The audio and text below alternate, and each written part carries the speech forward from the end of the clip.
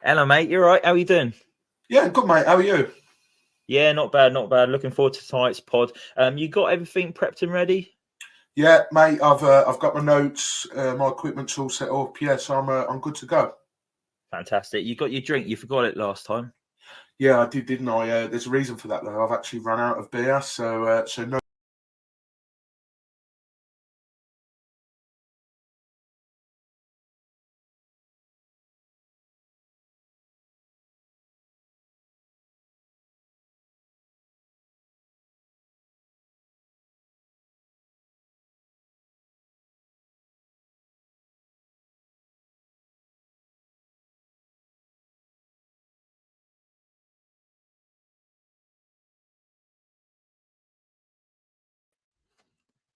Hello and welcome to Voices of a Vic with me, Ben Aiton.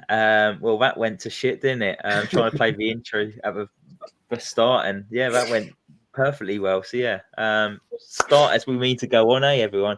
But yeah, as I mentioned, welcome to the Voices of a Vic. I'm Ben Aiton, and tonight I'm joined by Mike Duffy and Caity Kirkley to discuss Watford's 2-2 draw away at West Bromwich Albion. The Hornets were so close to coming back to Hertfordshire with all 3 points, but were denied by a late Darnell Furlong strike, which spoilt the afternoon for the travelling Hornets in that away end. But Mike, you were there yesterday in that away end, recorded our matchday vlog. If you haven't already checked it out, make sure you do. My honest opinion, I think it's Mike's best one to date. Lots of content. He managed to get the hotel room as well. Little Ben Foster. Dedication match day vlog there. But yeah, how are you doing, Mike? Did you enjoy the day yesterday, considering it was how it turned out in the end? Yeah, I'd have took a draw at the start of the game. I'd have snapped your hand off for a 0-0, to be honest, and going back with a point against West Brom because they were going into it with some good form, and especially at home. I think they'd won the last 6 at home, if I remember correctly. Um, so I'd have absolutely took a point, but in the manner of how that point come about, yeah, it's disappointing. 2-0 up, and yeah, I mean, look, that's why West Brom are where they are, because they're able to do that. And I was with Cam, and he rightly pointed out that you know they scored with their first real attack, and teams that are in the playoffs don't need lots of chances. They just take the ones that they get. So, yeah, disappointing to come away with a draw considering what happened. But I think overall, I'm happy with a point from West Brom. Yeah, I think going into it, like we all said it, didn't we? Against Leeds, we said going into it would have taken a point. Looking back on it, I think it was 2 points dropped against Leeds United. Going into West Brom, before the game kicked off, I would have taken a point. I predicted a draw. Caity was positive of a victory, which was so close, and then missed the negative over there. Mike Duffy said that we were just going to lose, but again, 2 points drops again, and I think the players and Clevs would be just a little bit disappointed that it slips away in 2 games, but we're going to dissect it all in a little bit. Caity, you didn't go to the game yesterday, but you managed to watch it. How's your Easter weekend been, and how did you enjoy watching that game yesterday? Yeah, the Easter weekend's actually been full of football. I feel like I've watched quite a lot over the last couple of days and managed to force the family to watch it yesterday for Easter Monday. And, it was a pretty good game. At least we didn't buy the Hive Live pass for a 0-0. So, yeah, it's been good. And, like you said, the performances have been good. The football's entertaining, so can't really complain. Yeah, that's the thing. At least we're being entertained now. We've waited a bloody long time to be entertained. Probably the first game of the season, but we're getting there slowly but surely. I reckon we'll probably get to the end of the season and we won't want the season to end because it would actually turn out to be a bit enjoyable. But yeah, like I said, Mike was there yesterday as his little family portrait with his dad and brother. Lovely day out, Mike. You look like you really enjoyed yourself. Yeah, no, I did. To be fair, I went down and Beck was with me, but she didn't come to the game. We stopped in a very, very nice hotel. They had a swimming pool, a gym, a spa. I even used the gym this morning at the hotel, so I thought I'd make use of the facilities. And yeah, afterwards went to Marco Pierre White Steakhouse, which was 27 floors up, I think it was, and I might be opening myself here up for a few comments here, but you had the view of the skyline of Birmingham, which Birmingham gets a lot of stick, but it was actually very nice. And then we were the only ones in Pop World last night because it was Easter Monday and everyone had work the next day. So yeah, it was like we'd rented it out for ourselves when we got in there. We had to wait to get in. But yeah, and then finished today. Come back from Birmingham today, and we bought our wedding rings today. So yeah, another little thing ticked off the list. So it's been a successful weekend. So just even more disappointing that we didn't perhaps come away with the 3 points. But I must say the Baggies fans were very complimentary. There's been a few comments on that matchday vlog video already, and I've seen a few things online, and they said that we played very well. So yeah, I'm happy. Good stuff. I don't know about you, Caity, but I'd like to know where Mike's getting all this money from at the moment. Staying in a hotel last night, Mark White, 27 floors up, the views of Birmingham. I imagine that everyone's going to leave their reviews on this afterwards, Mike. Then did I hear a spa and then wedding rings and then renting out Pop World for you and Beck last night? Like, come on, mate, you're meant to get married soon. Like, you got to start saving. But yeah, that's enough. Nonsense for a little bit. We'll jump into the team news like we normally do. So Tom Clevs was looking to try and get a victory for Watford at the Hawthorn since 2016, and he made 2 changes to the team that drew 2-2 at home to Leeds United. Wesley Hoot came in for Matty Pollock, and Ismail Kone came in for Yasser Asprilla. So the starting lineup was Daniel Batman in goal, a back 3 of Ryan Porteous, Francisco Sirielta, Wesley Hoot, the wing backs being Jamal Lewis and Ryan Andrews, the midfield 3 Tom Deddy Bashiru, Edo Kiembe, Ismail Kone, and then up top again the front 2 with Emmanuel Dennis and Vakun Bayo. Caity, I'll come to you first. What was your thoughts on the starting lineup? I mean, it's sort of what we were saying on Sunday night when we were talking about if we think Hoot's going to come back in, and we all was kind of like mixed opinions. And I knew that he would, even if I thought that it was harsh to drop Pollock. I think that I knew that Hoot would come back in, and he did a really solid job when he came back on yesterday, so that was good. I think I did also say that I thought Kone would come back in, or maybe I said it was either Kone or Georgie. I thought that they would come in. Obviously, Georgie was ill. So I think, I mean, there's not much memorable stuff about Kone from yesterday. I think it was, a fine, good decision to make. I think it was fine. I think one thing I would say is that we were singing praise for Sirielta and Lewis on Sunday night, and they both dropped absolute stinkers the whole game. Especially Sirielta, for me, I thought that he was he nearly gave away a goal in the first half, which was really disappointing from him. And I think, obviously, yeah, people have the off games, but it was just from what we saw on Sunday night and then what we saw on Friday to what we saw yesterday, it was a bit disappointing. And I would have been saying, oh, well, maybe if Pollock had played, maybe it would have been different. So, yeah, I think the team was fine. And I think that maybe people were just having some off days. Yeah, I think we jinxed it, didn't we, really? Singing the praises of those 2 people. Mike, what was your thoughts on the starting lineup? What was the wording amongst the stands when the team news was announced at 2:00? I think it was more a surprise that Asprilla had been the man to make way and Kone had come in, because Kone didn't exactly set the world alight when he come on Friday night against Leeds. So, and I mean, he did all right, but again, didn't set the world alight.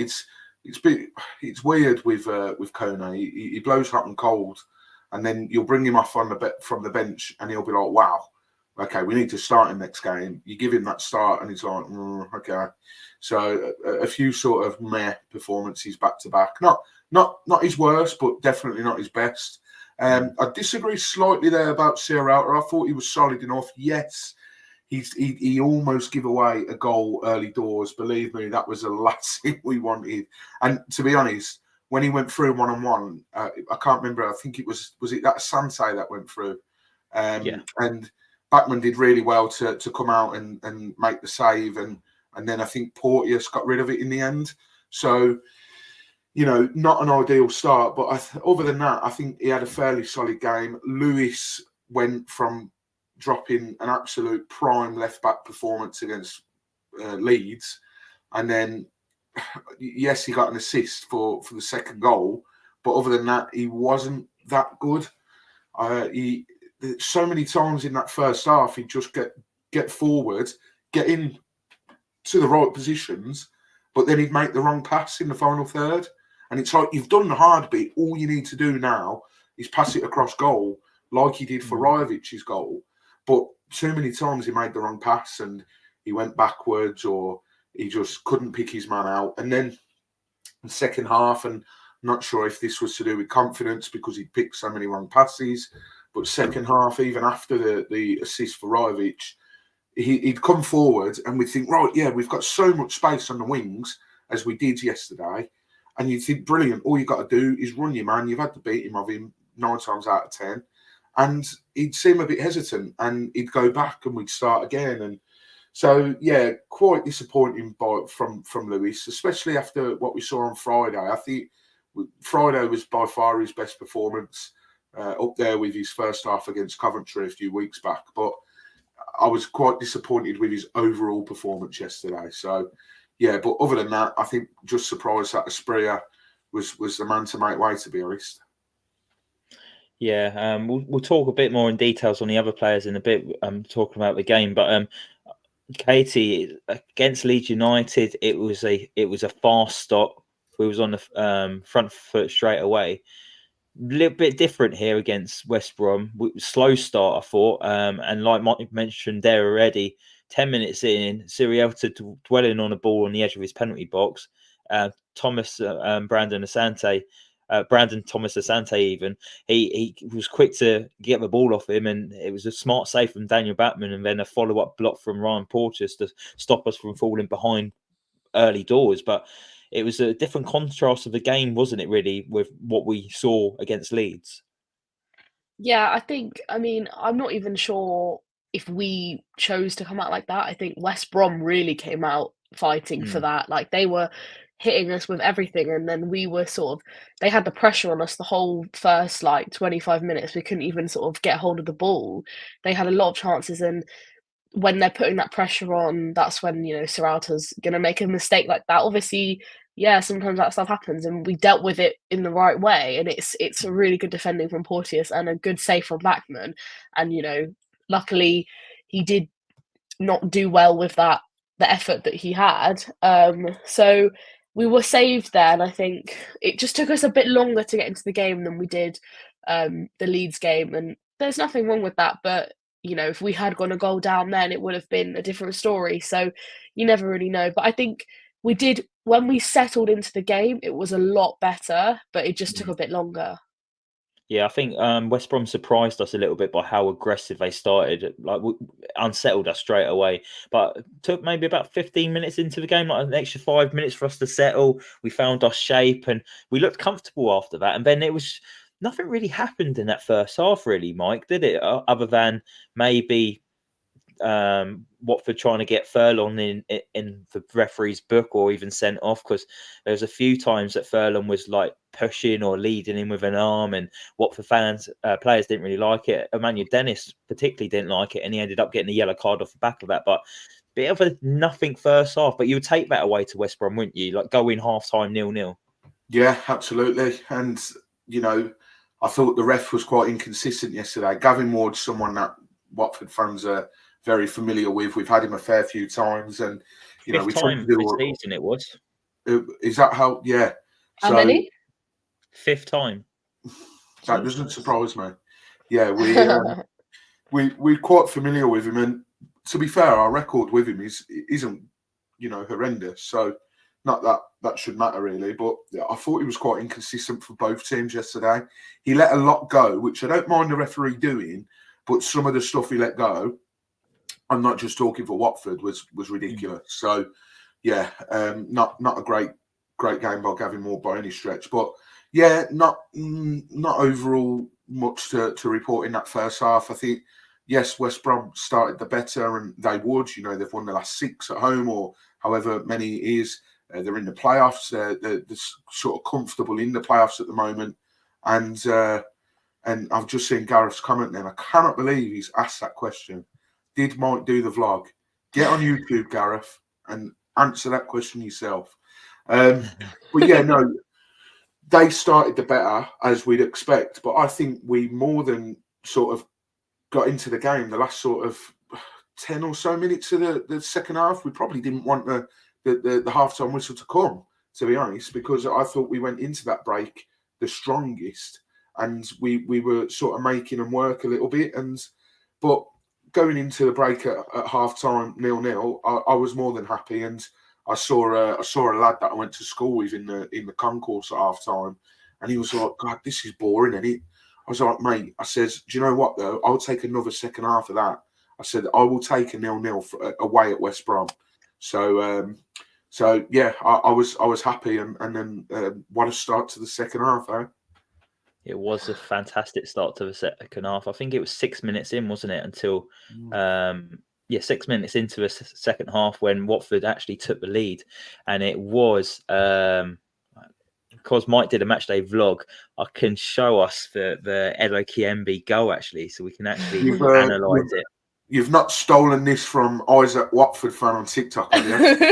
No, I haven't. But if I was Isaac Hayden, I would love for him to credit the Voices of Vic when he takes people's videos. I think it's a few times it's happened this season, but we're not sour about it. But yeah, cheers for that, Isaac.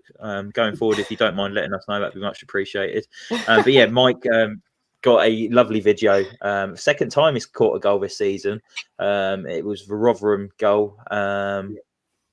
Who scored that Rotherham goal, Mike, again? Asprey, and it was pretty much quite similar, wasn't it? Yeah. So there's Mike's capturing the Edo Kiembe goal from the corner. But yeah, bloke in front of me was loving it, by the way.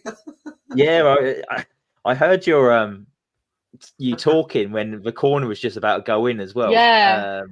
You was like saying you was joking that you was going to take that little kid's footage instead. So maybe that is Isaac, and he was getting his own back on you. Maybe that is Isaac, and his view is the same as mine. And it's not because I thought that, but you see him in the clip that he used. Oh yeah, no, that's true. Actually, so he's used the clip that shows him, if that is him. So maybe he's just playing mind games. Yeah, wanker. Need to copyright yourself. But yeah, it was a fantastic strike from Edo Kiembe. Caity, what did you make of that when that went in? Yeah, I mean, it's what he does, doesn't he? He can sort of do nothing for 4 games or however many long, and then he scores goals like that. He's done it a couple of times this season now, and that's what he can do. And when you have that type of threat in midfield, it really helps you. I think one thing that I've said, I think I've said on the pod loads of times this season is, yes, we do rely on our forward players to score, but we have seen our defenders, our midfielders, and our attackers all score goals. And yes, okay, maybe there's an element of luck in that goal, and one other time that isn't going in. But I really think that he can do something like that, and we've seen it. He's done it before, so I think it's a great goal, and I think it was deserved. I think coming out after half time and scoring only 6 minutes later, it sets the pace for the rest of the game, and we didn't take our foot off the gas. No, we certainly didn't. And Mike, Edo Kiembe's 5th goal of the season. Last season he didn't score once. He's really added to his game this season, hasn't he? And he's became a player that Watford have heavily relied on. He picks up great areas outside the box, and I think possibly all his goals came from outside the box this season. Yeah, I think you might be right. Other than maybe wasn't Rotherham in the box, I think, but he turned and shot, and it was quite powerful. That was his first goal. Yeah, it was just maybe inside. Yeah, but listen, I think Cam's mentioned this before, but he's the best ball striking player. Maybe him or Dennis, but he's the best ball striking player that we've got, and my word, he can hit a ball. And since he's come back from AFCON now, he's not been the same player that he was before. And, you know, there was a lot of praise because last season he was horrendous, and then he was being played this season, and people were like, really? We're going down this route again? Rob Edwards didn't play him in the right position.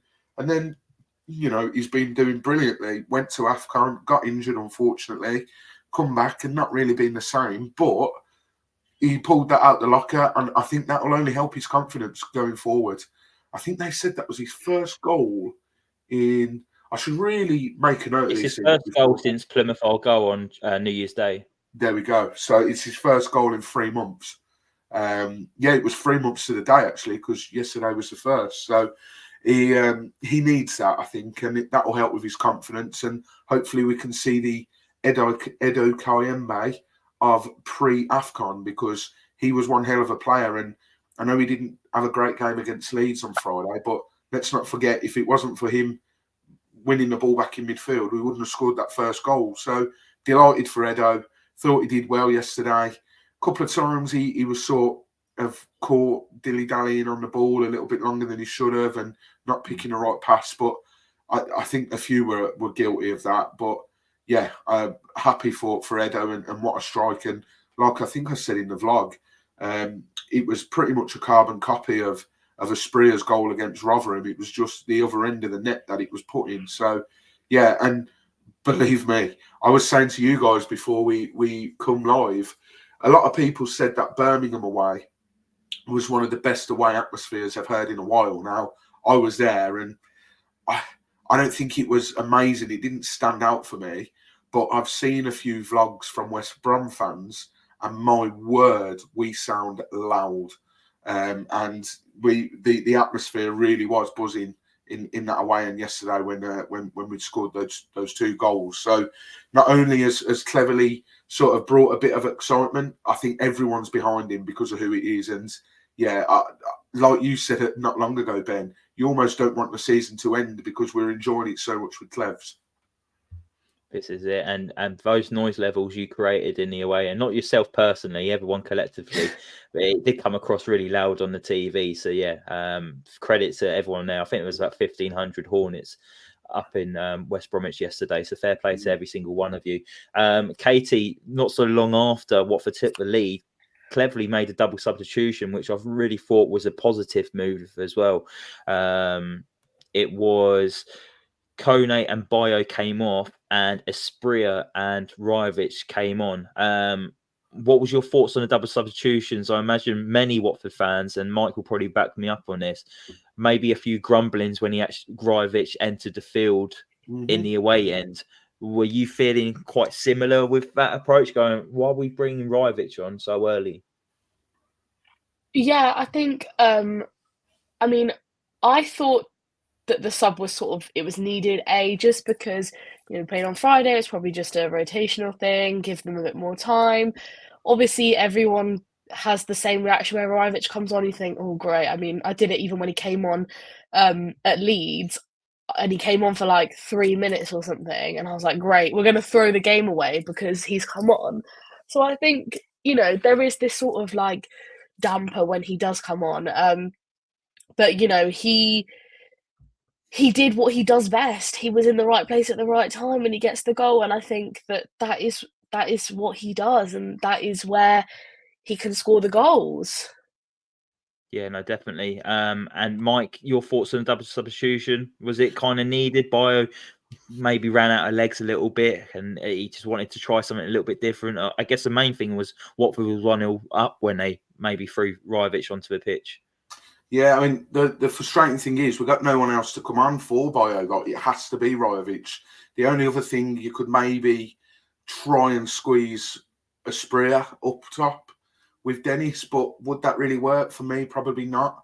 But yeah, you're right. There was collective groans and a bit of laughter a couple of times when Ryovic went to try and win the ball and knock it on, and it didn't work. And I think one of his first involvements, he gave the ball away, and there was a few chuckles and that. And you do feel sorry for him because at the end of the day, the bloke's wearing a Watford shirt, and every time he does something stupid, you know, our fans are laughing at him, and you do feel sorry for the bloke. And especially seeing Cleverly's comments recently or after the game yesterday, saying that he has to drag him off the training pitch, and he's trying his hardest.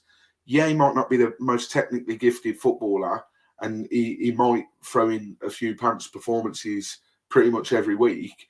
But if he's trying his absolute hardest and he's working behind the scenes, then fair play to him, because that is all we can ask for. If he's not good enough, he knows he's not good enough, but he's trying to do something about it. So, I will never, ever, have a go at anyone for trying the hardest. It's like, yeah, it's just, it puts it into context a little bit. And then to see him score yesterday, and let's not forget as well, he's got 11 goals this season for us.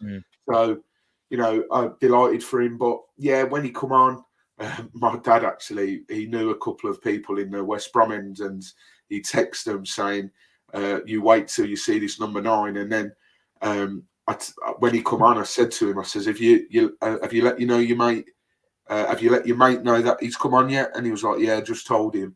And I says, do you know what though? I said to Cam and my dad, I says, I wonder what the odds are on him to score. And they both said, save your money, don't do it. And then as soon as he scored, I said to him, I says, I fucking told you. I told you he was going to score. So it'd have been quite interesting what the odds were when he did come on to when he was scoring. But hey, again, Ben, that is your typical Rajovic goal. Right place, right time, and half the battle as a striker, any professional striker will tell you, half the battle is being in the right position at the right time. So, yeah, I must say, going off what I've just said, I am delighted for him. And who knows, maybe if he gets given this opportunities in the coming games, maybe he might add to his tally. Who knows? Well, you had a bold prediction at the end of the last. I was hoping you weren't going to mention that.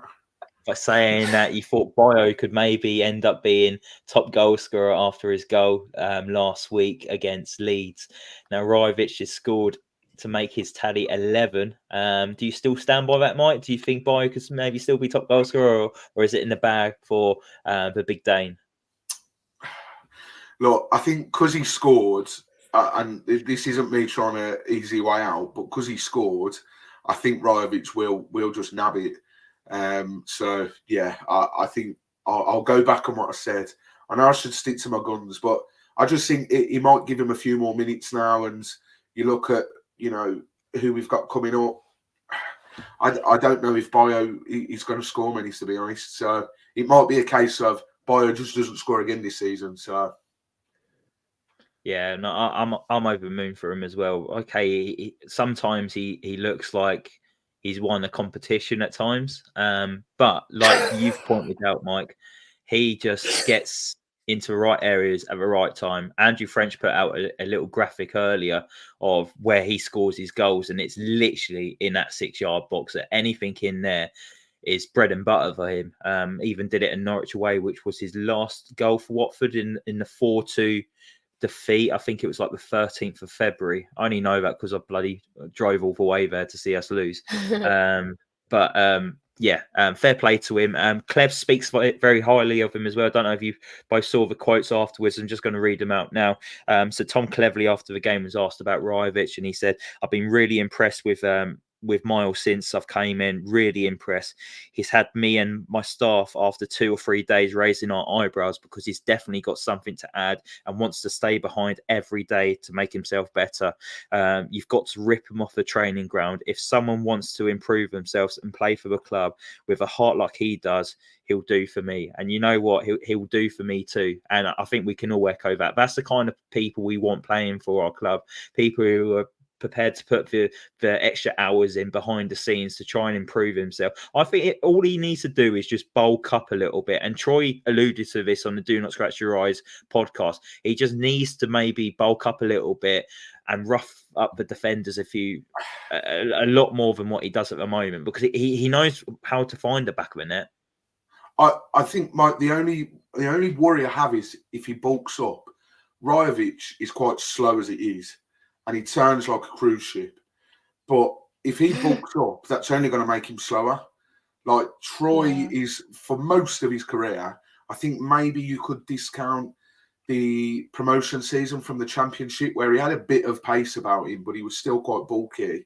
For the majority of his Watford career, he was just a big bulldozer type unit, a bit like Colton Morris is at the moment for Luton. Sorry to mention that team on here, but he if he bulks up, I just worry that it might slow him down and then sort of put him at a disadvantage even more. So that's my only worry. But yes, it would help him with his physicality, trying to win the ball in the air, trying to keep hold of the ball and help us get up the pitch by holding the ball up. But I don't know whether bulking up would make sense for Rajvic. We've got lots watching tonight, so thank you very much for everyone watching and all the comments as well. Uncle Ron makes a good point here. Rajvic is raw, is new to this league. With a little strike parter with him, would do very well next season. So yeah, I would want him to stick around next season. I know there's been lots of people before his goal yesterday going, I don't want him here next season. But like what we've heard from Tom Clevley in his interview, and he's got 11 goals in his debut in England as well. Like there's something there, and that's what Uncle Ron said about too. Uncle Ron's going to love this next little bit as well. I think that's why he's sticking around. It's the West Brom goal though. They got a goal back, and it was Brandon Thomas Asante. I personally thought that Ryan Porteous should have got a bit closer to him. I thought he ran away from Ryan Porteous with a bit too easy, and then Porteous tried to recover, and that's where he threw his body in to try and get a block. But Caity, Daniel Batman has to be saving that. That's at his near post, and this picture here is really good to look at. To be fair, to be critical on Daniel Batman for this one, because it's quite at an easy height, and he's been beaten there. I don't know whether he's just been beaten by pace, or I'm not too sure. What's your thoughts on the goal that we conceded there? I think the thing with Bachmann is he can save like really tricky things to save where you'd think, oh, he's going to let that in. But when he has to save like the easiest thing, like he can't. And I think he should take. I mean, yes, you can argue Porteous should do better, but I think the goal wasn't even it. It almost went in slow motion when you actually watch it, and you think, how are you not saving that? Like I don't want to sit here and bash and bash and bash and bash, but you should be saving that. It's like your near post. It was like it was quite a tight angle for him to even score from there. And Bachmann should be reading that. He should be doing better. But he made a great save in the first half, which kept us in it, and he's made other good saves as well. So he's so inconsistent with his saves. So I think he deserves criticism for that goal, yeah. But overall, obviously, when he concedes a goal like that, that's all you think about. However, I kind of don't want to. I don't want to be like, oh, he cost us the game, but like he kind of did. Like you're letting in goals like that, and that's why I always feel like even in the Leeds game, the goals that they were scoring were like screamers, or like it wasn't like a team effort, team goal where they just it was all clumsy goals or a bit of luck. And I think Bachmann, I think he definitely could have saved that one. I just think it was such against the run of play as well. Watford were comfortable. They were coasting at 2-0. We could have maybe made it 3-0 as well. I think just before the Rajvic goal as well, Mike, we had the Tom Deli Bashiru long-range effort, which stung the hands of Palmer. The ball stayed in play, and Emmanuel Dennis then hit the post. So we could have maybe been 3-0 up at that point, and it's just not Watford taking their chances. But against the run of play, like I was watching at home, and I was surprised it went in. I was surprised he was beaten at that distance and at his near post. What was your thoughts in the away end? I mean, look, it's always tough to tell when you're in the ground and it's the other end of the game, the other end of the pitch for you. I mean, I hate it when we're shooting the other end to us because my eyesight's terrible now. But I mean, it was hard to tell it was at his near post in the ground from where I was sat. But knowing that it was near post, no goalkeeper at any, well, maybe Sunday League you can let him off, but no professional goalkeeper should be getting beaten at his near post. I remember Hamer getting beaten at his near post against Blackburn. I was at that game, and you know, he didn't get off lightly as Bachmann wouldn't have, and Bachmann hasn't tonight as well. I'm not sure on the people saying that he's at fault for the second. I think you've got to be looking at Martins and Lewis, because if you watch Darnell Furlong just before he hits the ball, not only does he take the ball in and fumble it and almost lose it, he then has time to recover, get into position to strike the ball. All in this time, Lewis has just stood off him watching him. And all he's got to do is close him down. It doesn't matter whether Furlong makes another pass to his left, his right, puts across him, doesn't matter. If he gets closed down before that ball can be struck, that doesn't go in my personal opinion. Now, there were people saying that Bachmann got a hand on it. If he did, fair play, because he hit it really, really well. Like that I could see. And I'll be honest, when he left his boot, I thought it was going wide, but I think it hit the inside of the post and then went in. But I'm not having Bachmann to be blamed for that one, because it was a great strike, unfortunately. And Lewis, having watched it back on the replay, Lewis needs to close him down. So for me, the blame lies at the feet of Lewis for the second goal. But it's a sucker punch, a bit like the Leeds game. We concede late on. And I suppose it goes to show why the teams, Leeds and West Brom, are in the position that they're in. You don't necessarily have to have lots and lots of chances. But unlike us, we seem to be the opposite. You give them a small amount of chances and they take them. You mentioned there a minute ago, Ben, Dennis hit the post. Deli Bashiru tested Alex Palmer as well.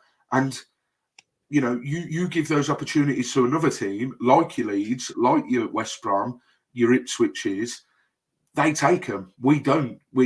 That's one thing we've said time and time again on this podcast, is in the final third, we have struggled.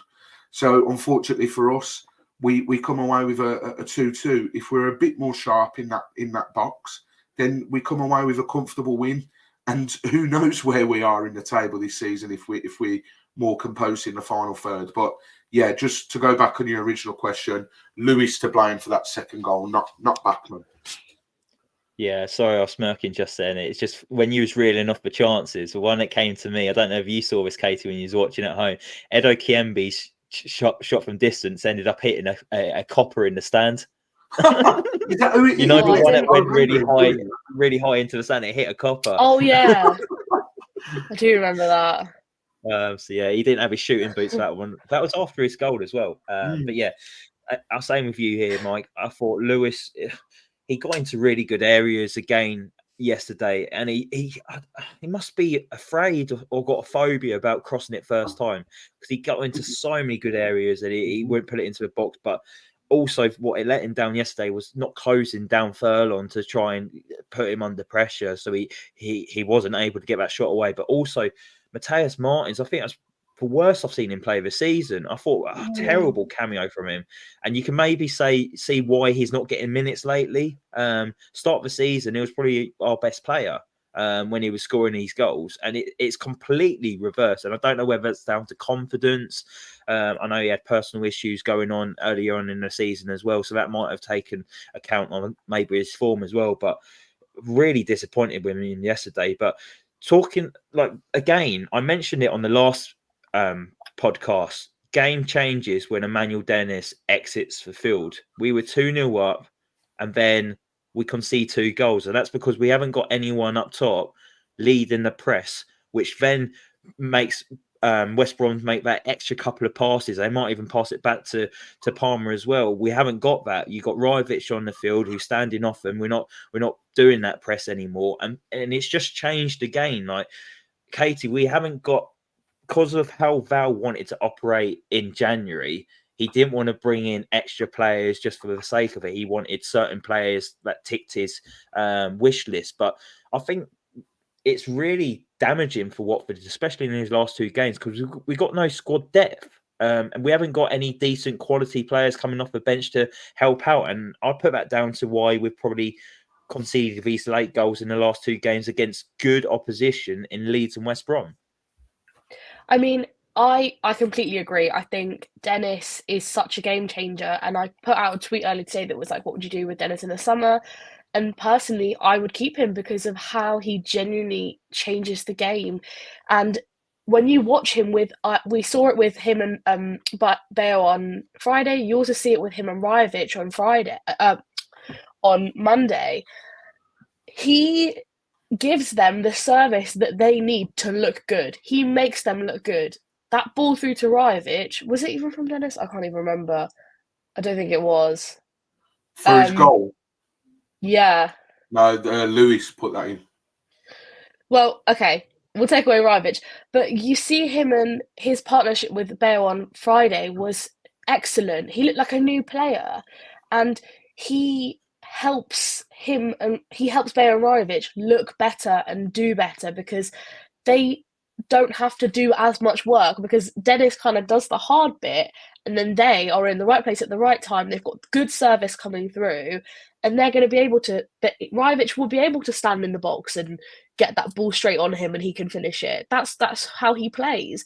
And then literally as soon as Dennis goes off, you see them completely drop off. They don't really know where they are. They're not sure what they're doing. They look sort of out of place up front. And I think it just has. I mean, we've seen Dennis in whenever he was here last and now, and we are now seeing him at his best. And he's still not even fully fit. He's still got slight injury or whatever. You know, he's not playing the full 90. And he is still the best player on that pitch. The press, the attack that he leads as a player is better than anyone in that squad. And I think he holds the ball up in the attack more, that when he goes off,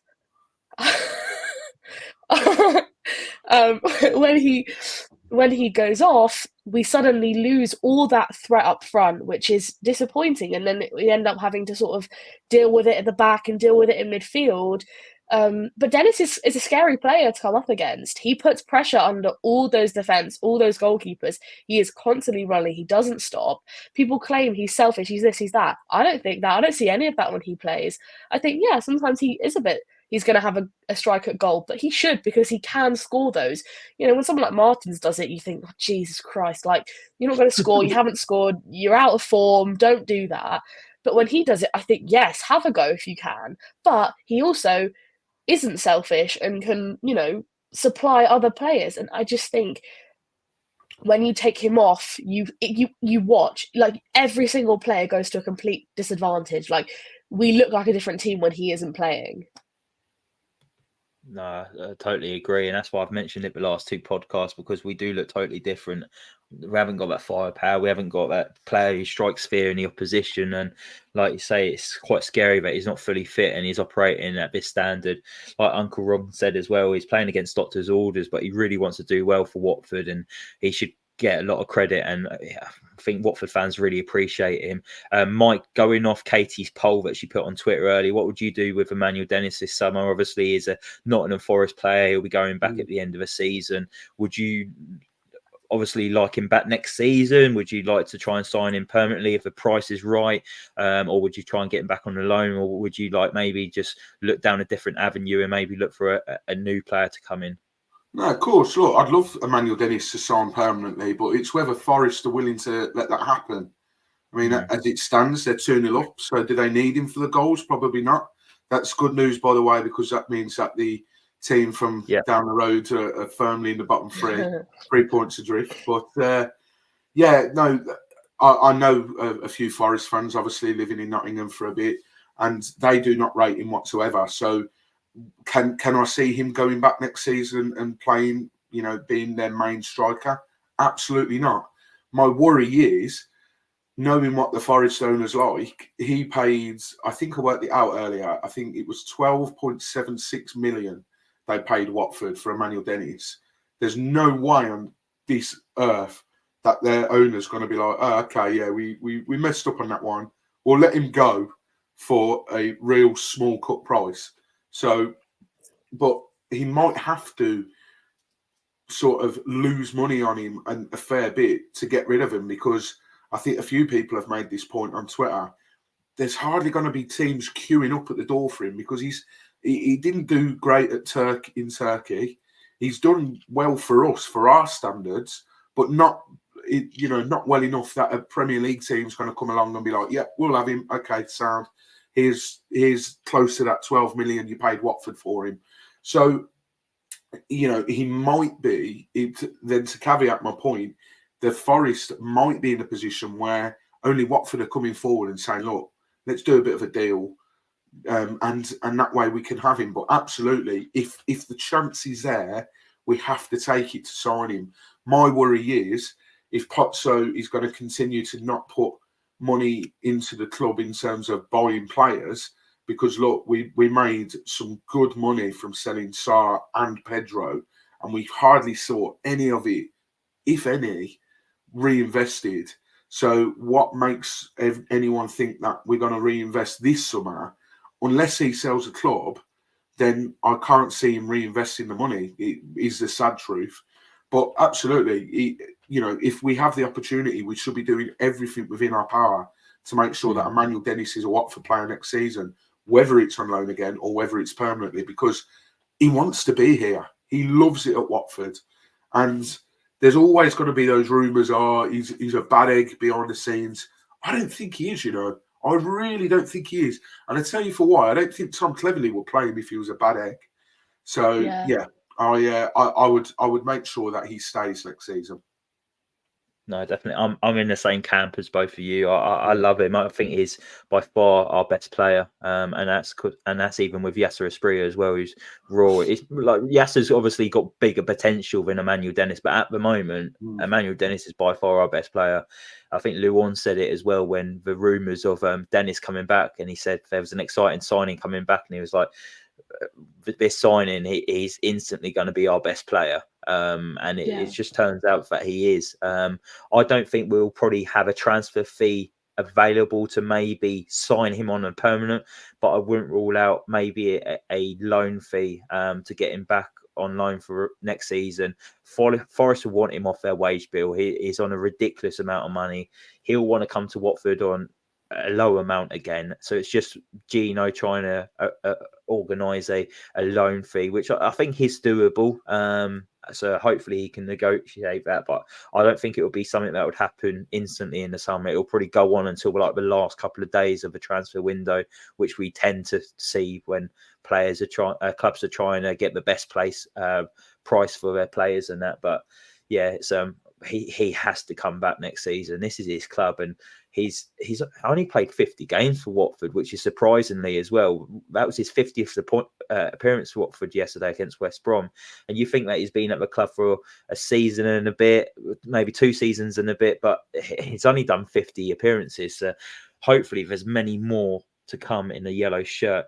What I want to get your thoughts on now, obviously 2 points dropped yesterday against West Brom, really, but encouraging signs, Caity, against Leeds and West Brom, both fighting for promotion. We stood tall and competed. That's all I want from our Watford team. Same as you probably. You want to compete. You want it to be entertaining. Tick in those last 2 games. How would you assess how Tom Cleverley's getting on so far in his first 3 games? He's unbeaten, obviously, 2 draws and a victory. How's he got on for you? Yeah, he's honestly he's proved me wrong. I didn't expect him to come in and be like this. I think the best thing that he has is like he's actually tactically good. Like he has good tactics. It's not like he's just he's lifted the spirits of the players and they're just doing slightly better. No, like we actually go into games with game plans. Like you actually see that on the pitch, and like I think Luans has said he tactically outclassed like Leeds and West Brom and stuff like that's tough to do with him, and he hasn't got a lot of experience. He deserves all the credit, and I even think even if we go on and win and lose all of our next games, I still think actually for what he did, like he's done a great job. And Ryan Andrews did a interview. I can't remember what game it was after. I think it might have been Leeds, yesterday, or maybe I think it was yesterday. And he said, Cleverley's just said we want to give the fans a good performance to end the season on a high, and that's what they're doing. Like, yes, it's disappointing to lose a 2-0 lead, but it doesn't matter about the points we're getting. Like if you take away the goals, like we would have won the game. And I know that's not how it works, but I do think the way we're playing is so much better. Like think about a couple months ago under Val when we were literally like sat here like, oh my god, like this is the most boring football I've ever watched. It's not working. It's not entertaining. But we're scoring goals. We're actually playing well, not just having these lucky chances. I would say in the Leeds game and the West Brom game, we should have won. We dominated. We were the better side. That's not something that you can just come up with overnight. Like that takes work. And I think Cleverley being only in the squad recently helps him have a connection to the players. The players care about him, like they're friends. They want to do well for him. They want to win for him. And also, Cleverley cares about the club. Like he doesn't want us to lose games. It's obvious that he cares really deeply about it. So he would want us to do as well as we could. So I think, you know, even if you take away the results, he is unbeaten and he's got the team playing so good. You know, I'm still umming and ahhing if I would give it to him next season. I think we have to kind of see how it goes, and if there was a promise in the summer that they would back him and do what he needs, then maybe. But you know, what are the goals for next season? We don't know. So I think overall, I would say he's doing a fantastic job. And like you said, all he's got is just us enjoying football, and we've only got a couple games left, and I'm happy with how he's doing. No, definitely. And I missed the first 5 minutes of the game because I was out with my daughter and that, but I luckily put on TalkSport and they had the live coverage of the West Brom Watford game, so I could listen to it on the radio.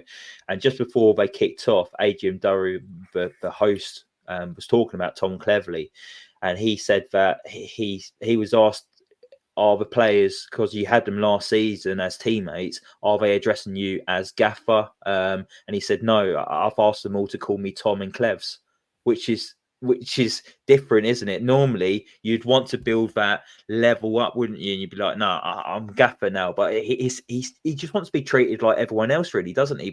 And I really like that. And that interview he had after a game last night, I put out on my personal Twitter. I just love him. Like he ticks all the boxes for me. He's got the right mentality. He was asked about maybe going into the games against Leeds and West Brom, would you have taken a point beforehand? And he said, no, not really. I wouldn't want that. And that might be down to me. I would have wanted more from my team, and I want to compete. And I was like, yes, you're saying absolutely everything, but I want to hear from my head coach. And that's going to transition across to the players. And we've seen them in the performances in the last 2 games. The performance levels are completely different than what we saw on Val. Completely different. Like there's no similarities to any other performance we've put in this season. Even that 4-0 QPR performance we saw at the start of the season, that was against a poor opposition. Like Gareth Ainsworth I don't know how he's got a job in football. Absolutely atrocious. Like he's done so well. Mike, what have you made of Tom Cleverley so far, and how would you sum up the Easter period for Watford? On paper, the Easter period I think has been good, and performance-wise, I think it has as well. But obviously disappointing, and I think I said in the matchday vlog, actually, I said that the fact that we're sat here and we're disappointed with a point against West Brom and a point against Leeds sort of says how Clevs has come in and done. Because if you said when we've been playing absolutely diabolically under Val the last couple of games before his exit, oh, by the way, in a couple of weeks you've got Leeds who are gunning for top, and you've got West Brom who are going to firmly cement their place in the playoffs. How do you think you're going to do? Would you take a point? I'd have been like, yes, I will absolutely take a point. So, yeah, I think Clevs has come in and he's gone back to basics. And sometimes that is all you need to do. I think I said my piece on it last time about when Neil Warnock went into a club and went back to basics. And sometimes that's all you need to do.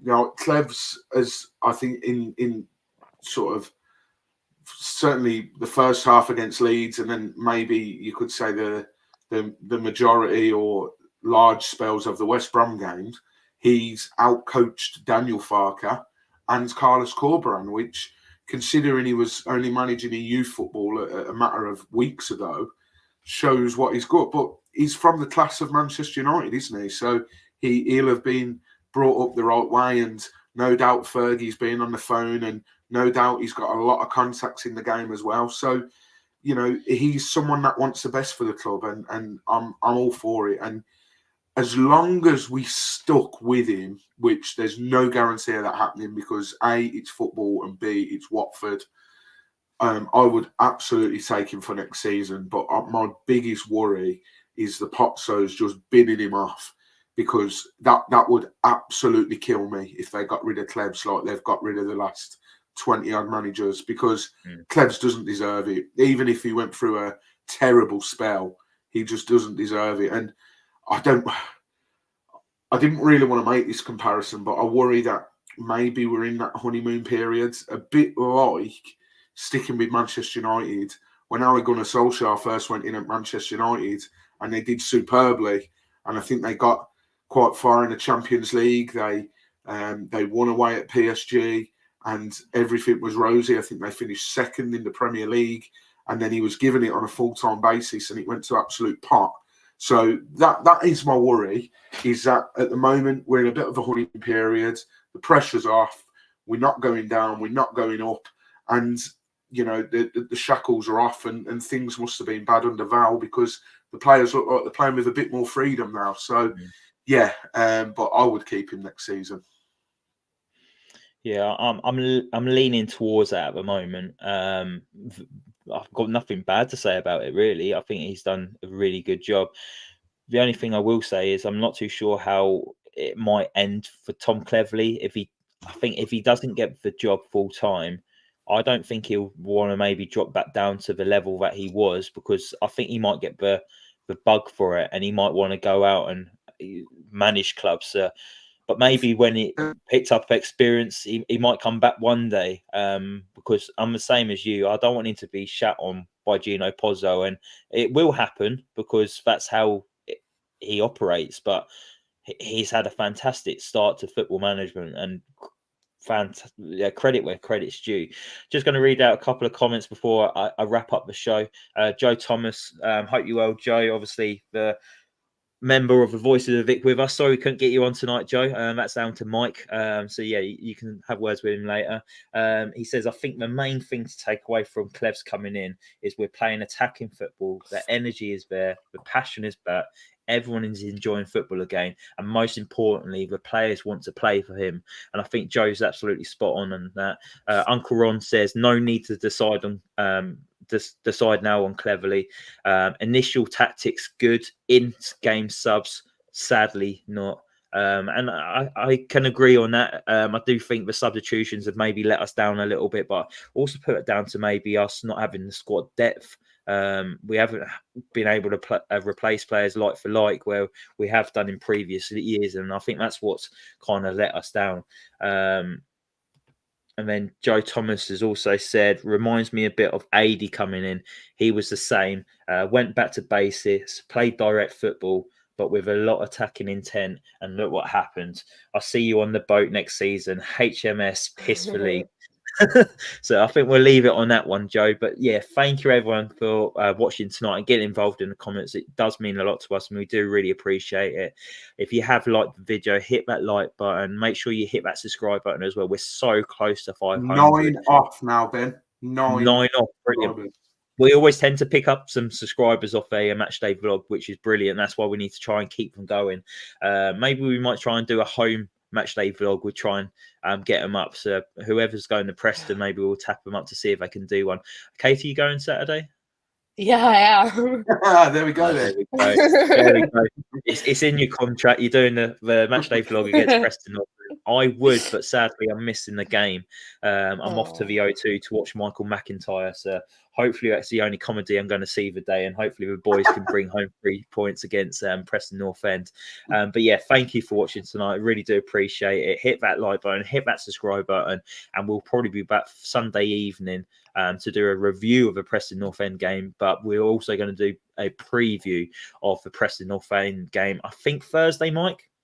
Yeah, I'm off work tomorrow, so I'm going to try and speak to a press and pods during the day, and then release it on Thursday. You said Thursday, yeah. Release it on Thursday, so it'll be available then. Brilliant.